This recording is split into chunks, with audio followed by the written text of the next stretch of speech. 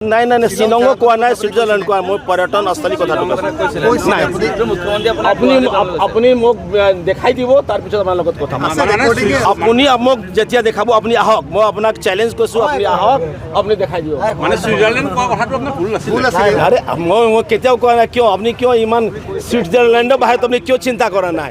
আপোনাৰ চিন্তা ইমান তললৈকে কিয় গ'ল কি আপুনি সমগ্ৰ বিশ্বত এটাই শব্দ আপোনাৰ মনত আছে, বাকী বিশ্বত আপোনাৰ মনত নাই নেকি? বিশ্বত কিমান আছে? ভাৰত কওক, ভাৰত বিশ্ব মহান গুৰু, বিশ্বগুৰু ভাৰত।